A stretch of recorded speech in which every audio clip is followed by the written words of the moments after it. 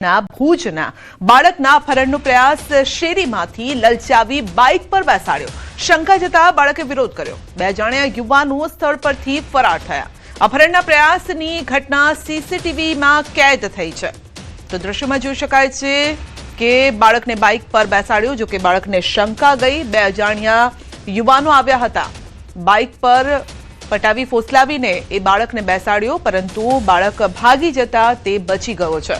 तो શેરીમાં લલચાવીને બાઇક પર બેસાડ્યો હતો, પરંતુ બાળકને શંકા ગઈ અને તે ત્યાંથી એટલે કે બાઇક પરથી ઉતરી ગયો અને ભાગવામાં સફળ રહ્યો, જેથી તે બચી ગયો છે।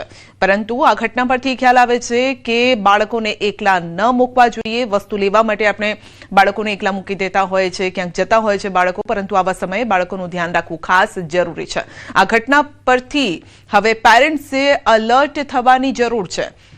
વધુ અપડેટ મેળવીશું સંવાદદાતા મેહુલ પાસેથી। જી મેહુલ, જાહેર રસ્તા પરથી બાળકના અપહરણનો પ્રયાસ।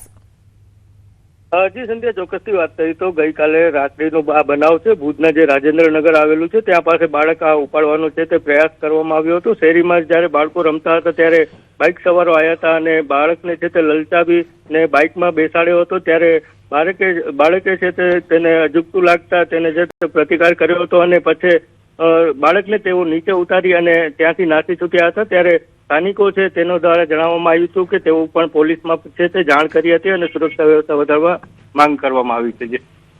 જી, તો આ જે દ્રશ્યો આપણે જોઈ રહ્યા છે, જે વિસ્તારની વાત કરી રહ્યા છે ત્યાંના છે, પરંતુ મેહુલ, આનાથી હવે પેરેન્ટ્સે ખાસ અલર્ટ થવાની જરૂર છે કે બાળકોને આ રીતે એકલા ન મૂકવા જોઈએ।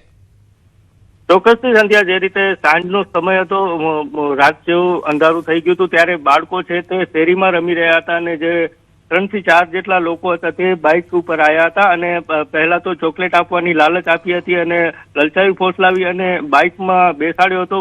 પરંતુ જ્યારે છોકરાને અજુગતું લાગ્યું એટલે છોકરાએ છે તે પ્રતિકાર કર્યો અને તેઓ છે તે ત્યાંથી છોકરાને નીચે ઉતારી અને ત્યાંથી નાસી છૂટ્યા હતા। એટલે ચોક્કસથી આ જે પેરેન્ટ્સ છે તેના માટે લાલ બત્તી સમાન કિસ્સો છે।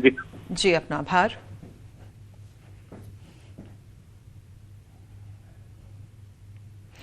દુબઈમાં છેલ્લા 25 વર્ષથી રહેતા મૌલિક કોન્ટ્રાક્ટર સાથે ન્યૂઝ 18 ગુજરાતીની ખાસ વાતચીત।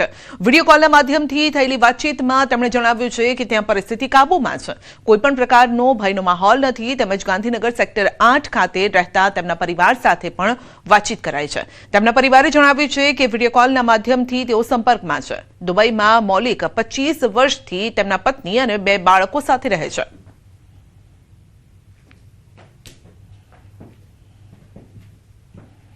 અત્યારે અહીંયા એકદમ શાંતિ છે। અહીંયા અત્યારે કશું કોઈ ભય નથી, કોઈ ગભરાતું નથી કે ગભરાવા જેવો માહોલ નથી। જોબ જવાયું છે, નોર્મલ છે, જે બાકીના દિવસોમાં છે એવી રીતનું જ છે। ગુજરાતીઓ નહીં, કોઈ ઇન્ડિયન્સને કોઈ તકલીફ નથી।